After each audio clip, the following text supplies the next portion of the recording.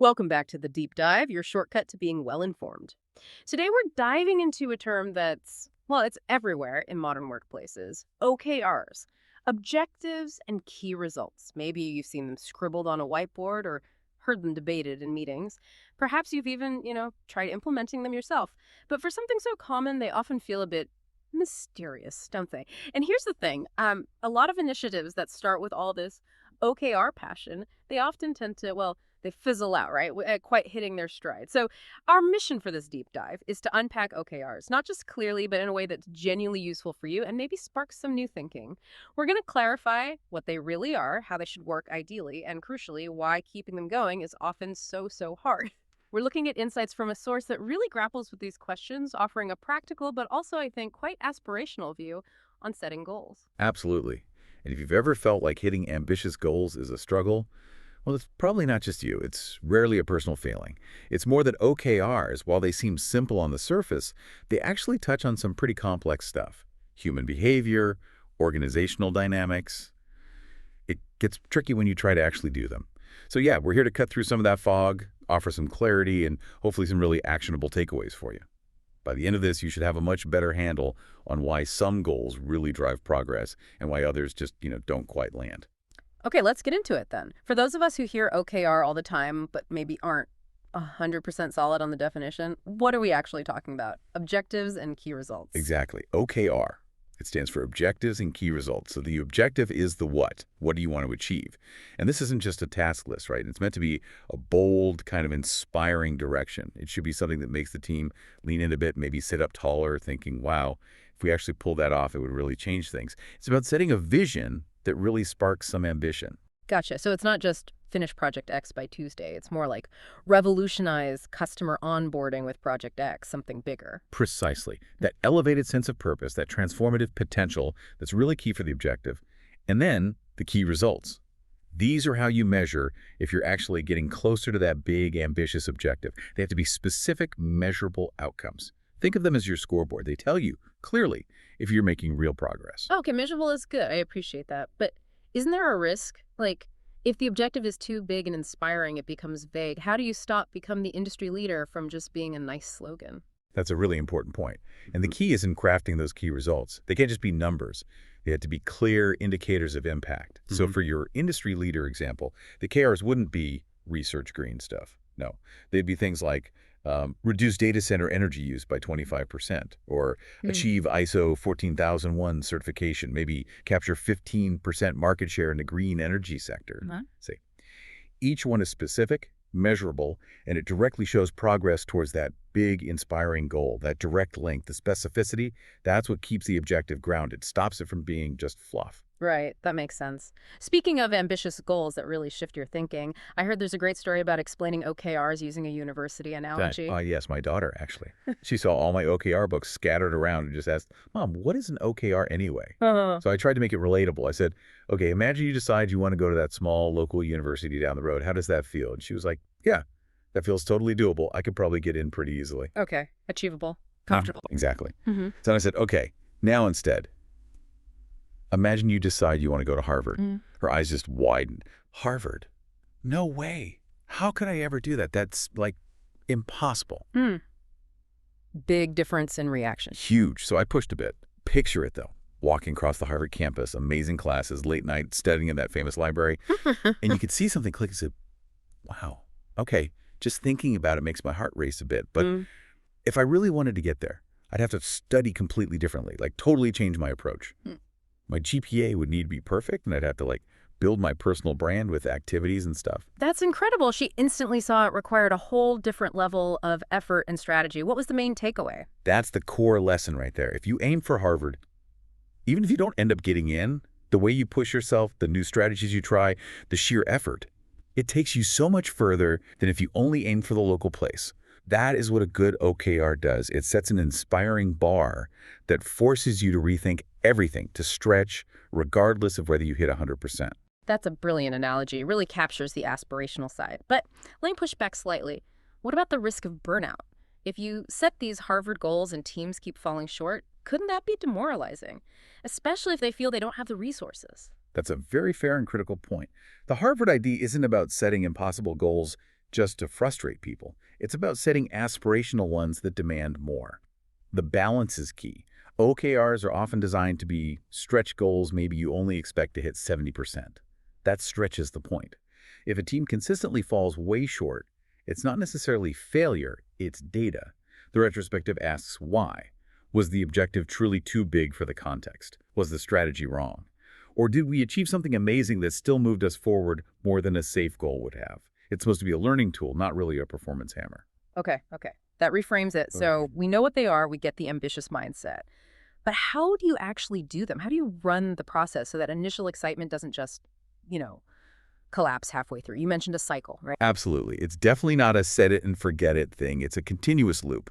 We generally talk about a four-step cycle: setup, align, track, and review and retrospective. Think of it like a rhythm to keep things moving and adapting. Got it. Setup, align, track, review, and retrospective. Let's break that down. Step 1, setup. Yep, set up OKRs. This is where the spark happens, ideally. You want to do some prep beforehand so people aren't starting cold. Then you brainstorm those objectives, ones that feel big enough to get the pulse rate up a little, not just finish the report, but maybe something like revolutionize our team's collaboration for faster innovation. Find that inspiring direction. That nervous excitement thing again. Can you give another quick example, maybe for, say, a marketing team? What's an objective that hits that sweet spot? Sure. Instead of just increase website traffic, which is a bit dry, maybe something like become the go-to online resource in our niche, building a deeply engaged community. See, it's bolder. It implies thought leadership, community building, not just clicking ads. The key results would then measure that authority and engagement. Okay, makes sense. So you've set these inspiring objectives. What's next? Step 2. Step 2 is align. This is super important. You need to connect those big team objectives to the overall company vision. And crucially, connect them to what actually matters for individual contributors or smaller teams. Everyone needs to see how their work fits into the bigger picture, top to bottom. Great, because if people don't see that link, how often do they end up chasing goals that feel, I don't know, pointless? Or even working against what another team is doing? That must just kill motivation and waste effort. It absolutely does. Alignment prevents that. It ensures the goal resonates and feels meaningful at every level, company, team, individual. Creates that shared sense of we're pulling in the same direction. Okay, aligned. Now step 3, track. Step 3, track. Regular check-ins, usually weekly or maybe bi-weekly. But here's the key. Fair. It's not just a status report meeting. The main question is always, based on what we know now, how confident are we that we'll hit our key results? It's about fostering real honesty, talking openly about progress, about roadblocks, about where things might be going off track. Honesty. That can be tough in some places. What if teams aren't honest? If they just report green all the time, even when things are shaky, doesn't that defeat the purpose? It completely defeats the purpose. Yeah. If tracking just becomes theater where everyone pretends things are fine, you lose the biggest benefit. The whole point of frequent, honest tracking is agility. It's the chance to see a problem early and course correct before you crash. Without that honesty, you're just flying blind, sticking to a plan that might be flawed. You lose the learning, the adaptation. Okay, honesty is crucial for tracking. Got it. Then the final step, review and retrospective. Exactly. Step 4, review and retrospective. This actually has 2 parts.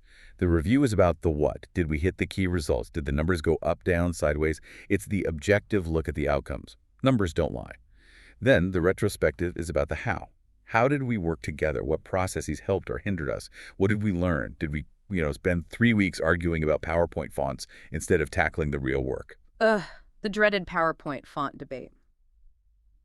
If a team realizes in the retro that they did spend weeks on something like fonts, what does that really tell them? Is it usually a sign of something deeper, like unclear priorities maybe, or avoiding the hard stuff? It's a great question, and often, it points to something deeper. It could be lack of clarity on what actually matters, or maybe a team culture that prefers busy work over tackling risky, high-impact challenges. The retro isn't for blaming, it's for uncovering those patterns. Why did we default to fonts? What can we change next time? And crucially, this final step is also where you celebrate the wins. Even if you didn't hit 100%, acknowledge the progress, the effort, have cake, order pizza, virtual confetti, whatever feels right to recognize that people achieve something significant. It fuels the next cycle. Right. Because if your OKR cycle doesn't end with at least a symbolic high five or, maybe a bubble tea toast, are you even doing it right? Need that positive reinforcement. Okay. This brings us to the really tough question, the one that probably resonates with you, the listener. We see the power, the potential, But like we said at the start, so many companies kick off OKRs with huge energy, and then within a year, maybe two, poof, they just stop. So what's going on there? Why is it so hard to keep the momentum going? Yeah, you've really hit the nail on the head there. It's a super common story. And it's rarely because the OKR idea itself is bad. It usually comes down to how they're implemented, or maybe misimplemented. There are a few key reasons this happens. Let's walk through them. First big one. The direction and intention just don't cascade down properly. Leaders might get it, they might be excited about the aspirational aspect, but down the line, team members might interpret it differently. They might think, oh, isn't this just KPIs with extra steps? They miss the core why. You mentioned KPIs there. Quick detour for listeners juggling both terms. What's the simplest way to think about the difference between a KPI and an OKR? That's a really important distinction to make. So key performance indicators, KPIs, they usually track the ongoing health or performance of the business as usual. Think things like monthly sales, website uptime, customer satisfaction scores. They measure existing processes. OKRs, on the other hand, are about change. They're forward-looking. They're designed to push you towards a new, ambitious goal, a strategic shift. They're about innovation and breakthroughs, not just maintaining the status quo. So KPIs tell you if the engine is running smoothly. OKRs are about trying to build a faster engine, and people often miss that aspirational build something new part of OKRs. Got it. So failing to communicate that difference properly, it's like giving someone the recipe for a fancy souffle and they think they're just making scrambled eggs. They miss the whole point. Exactly. A perfect analogy. That's why clear, consistent communication about what OKRs are and why you're using them is absolutely fundamental. Everyone needs to understand the aspirational intent from day one. Okay, second reason they fail. Sometimes the objectives get created in a vacuum, maybe just by leadership or a small group. If only a few people create them, then only those few really feel ownership. For everyone else, it feels imposed, hollow. Like it's somebody else's goal, a club goal they weren't invited to set.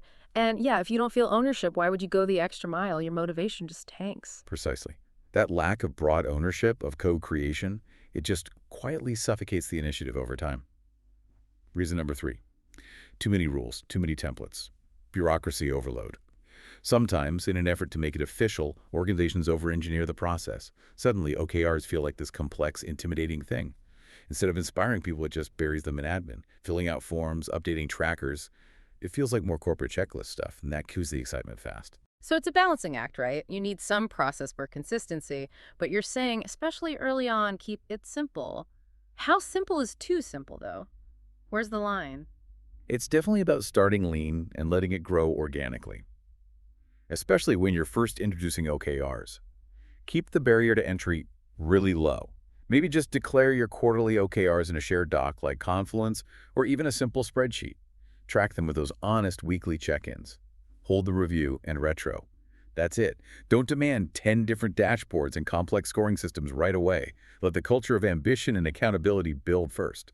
Simplicity encourages people to actually do it. Complexity encourages them to find ways around it. You can add more structure later once the habit is formed. Start simple, build from there. Makes sense. What's the last common pitfall? The fourth one is often timing. The standard quarterly cycle for OKRs. It can be way too tight for some teams. Think about teams working on deep R&D or major infrastructure projects.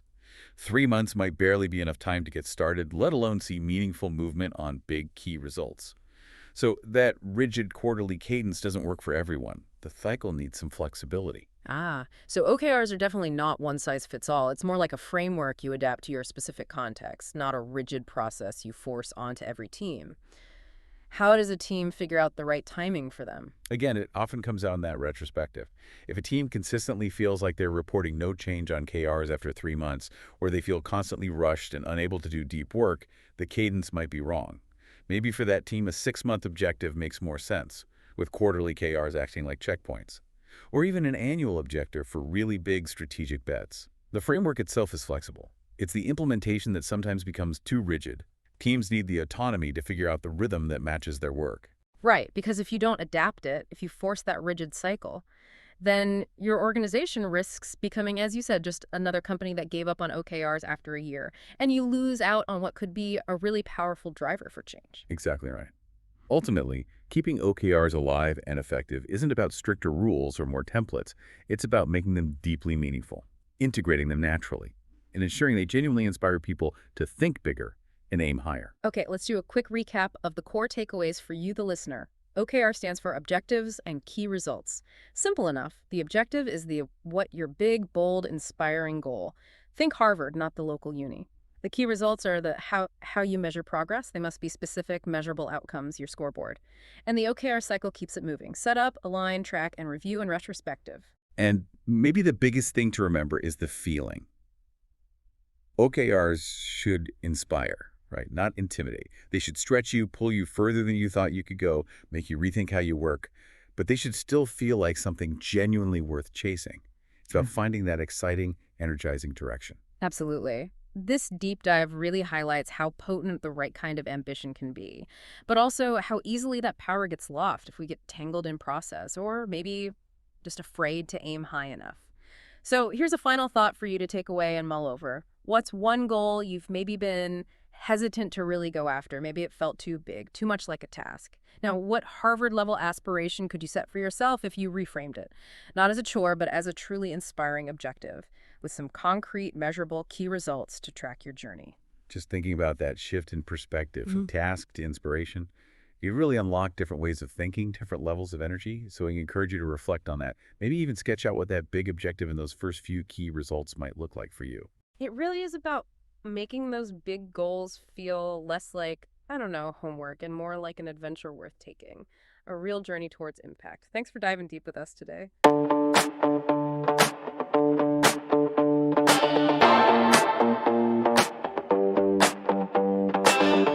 goes the question.